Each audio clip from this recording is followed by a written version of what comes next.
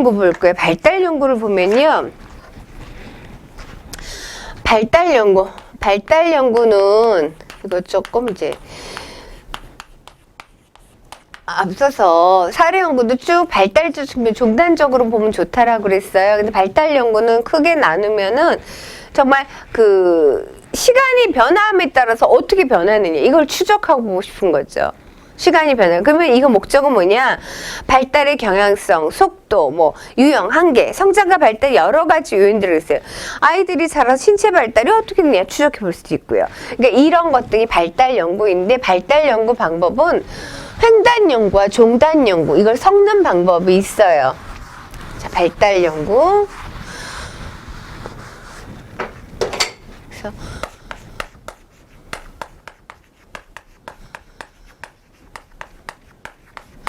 발달 연구 보게 되면은 자 일단 유형은 종단적 연구, 종단적 연구법이 있고 종단 연구는 뭐예요? 종단 연구 쭉 추적하게 되는 거. 횡단적 연구법. 횡단적 연구법 어떻게 해요? 쭉 이렇게 같이 모아두고 하겠다는 거예요.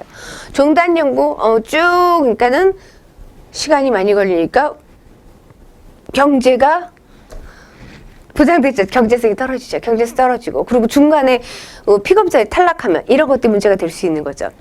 쭉 횡단. 그러면 이제 종단 연구는 뭐 3세부터 쭉 추적해서 가는 거예요. 선생님들 들어보신 그 마시멜로 그 실험 혹시 들어보셨나요? 마시멜로 실험. 이 마시멜로 시험이 얼마만큼 자기 통제를 하느냐, 자기 조절, 정서 조절, 자기 조절을 하느냐. 이거 실험이거든, 자기 조절. 그러니까 아이들한테 들어보셨을 거라고 생각을 하는데 안 들어보셔도 상관없어요. 그 마시멜로. 그러니까 아이들한테 3세 아이한테 애들 그래서 마시멜로 주고 선생님이 나갔다 올 때까지 안 먹고 있으면 그때 보상 줄 거야. 기다려. 강아지한테 기다려. 그리고 강아지한테 사람이 그러니까 뭐 A도 있고 B도 있고 C도 있고 이렇게 해서 연구를 했죠. 그래서 기다리는 애하고 못 기다리는 애 추적한 거죠.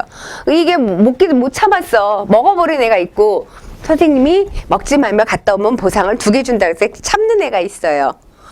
그 많이 들어보셨죠? 근데 이거 뭐냐? 자기 정서를 조절한 아이들이 나중에 추적해서 보니까 학업 성취도 좋더라라는 거예요.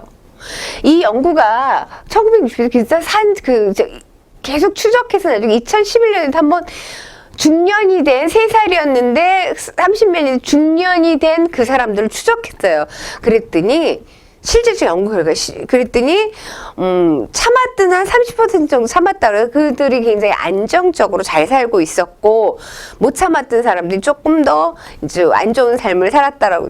특히 여기서 보게 되면은 남매가 같이 그 실험에 참가했었는데 여동생은 이제 참았다는 거예요. 여동생은. 근데 오빠는 못 참고 홀딱 먹었다는 거죠.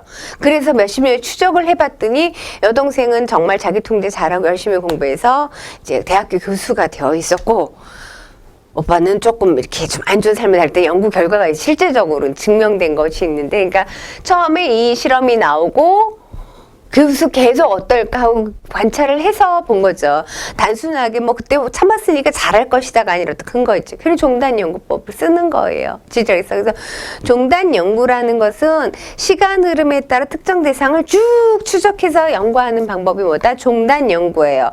그러니까는 이때는 이 추적을 계속할 수가 없잖아요. 대표성 가진 소수의 사람들을 뽑아놓고 그 사람들의 오늘부터 1년 후, 5년 후 이렇게 추적하게 되는 것이 종단 연구죠. 그래서 이럴 때 한 개인의 성장과 발달을 파악하기가 용이하다는 거 기억하시죠? 뭐 쭉 따라 저렇게 잘하더라. 참았던 애는 쭉 열심히 자기 통제 잘하고 공부도 열심히 하더라. 이렇게 본다라는 거예요. 그죠? 그게 종단 연구예요. 그렇지만 연구가 일단 시작되면은 중간에 어떤 연구 도구를 갖다 바꿀 수 없다라는 문제점도 있을 수가 있습니다.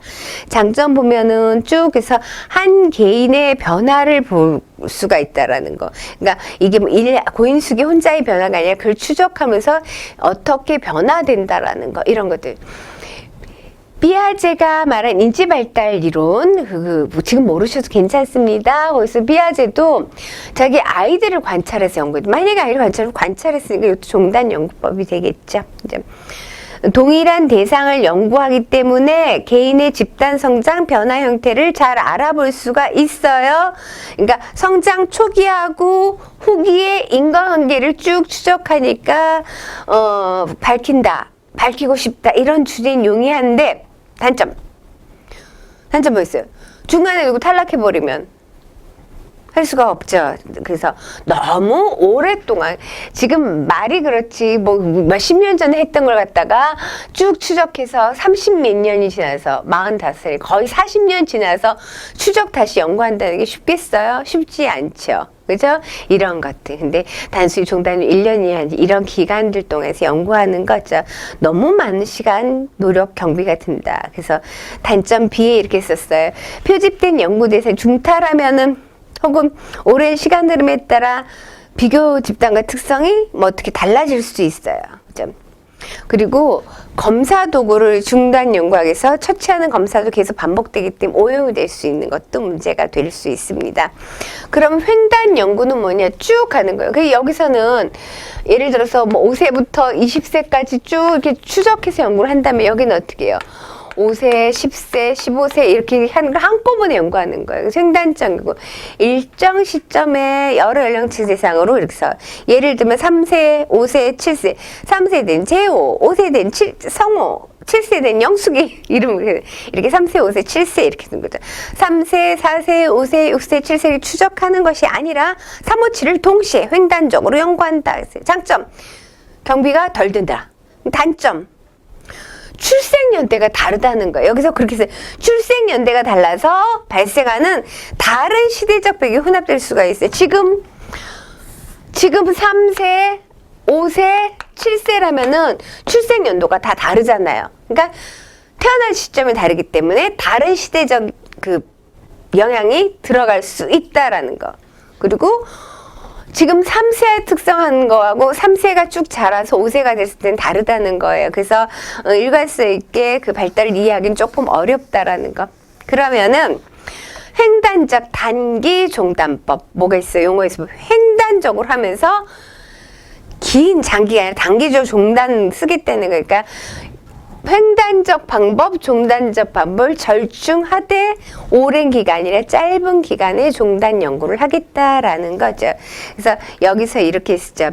횡단 설계의 대상 집단을 단기간 추적한다고 했어요. 횡단적 단기 종단법. 그러니까는 369세 3개 집단 이렇게 357 했지만 357이든 369 3개 집단을 선택해서 횡단했죠. 그 다음에 어떻게 해요? 추적해갖고 조금 더 이렇게 일정 기간에 3개 집단을 다시 본다는 거야. 3, 5, 7 했으니까 조금 더 뭐 5, 7, 9세 됐을 테니까 이렇게 보는 거죠. 그 다음에 발생 과정 분석 설계하는 방법도 있고 시차 설계하는 방법도 있는데 이게 발생 과정 분석 설계라는 것은 종단적 방법을 수정한 연구법이에요. 그래서 용어 정도 발생 과정을 분석하는 거. 그러니까는 아주 비교적 많은 수가 아니라 원래 종단 연구는 많은 수를 하기는 어렵다라고 말씀드렸어요. 근데 이거 특히 비교적 적은 수의 아동에게 특정 행동 그러니까 적은 수의 아이들에서 어떻게 특정 행동이 만들어지고 형성되고 진행되어 가는 과정 그러니까 그야말로 행동의 형성 과정 행동의 발생 과정에 초점을 맞춰서 분석하는 연구 그러니까 어떻게 행동이 형성되느냐라는 것에서 발생 과정 분석 설계라고 합니다. 그리고 시차 설계법은 일정한 연령을 대상으로 해서 해요. 일정한 연령을 대상으로 해서 시대 변화에 따라서 개인이 어떻게 변하는지 시차에 따라서 설계해서 연구하는 방법이 있습니다. 그 다음에 하나 더 상관 연구는요. 상관 연구는 조금 더 설명이 필요해요. 상관 관계에 관해서 보는 건데 2차 시는 여기까지 하고요. 연구법에 관해서 우리가 조금 더 시간을 갖고 공부해야 돼. 실험 연구도 좀 정리를 해야 되고 그다음에 연구에서 영향을 미치는 내적 타당도, 외적 타당도 다음 시간에 계속해서 해보도록 하겠습니다. 2차 시 여기까지 할게요. 감사합니다.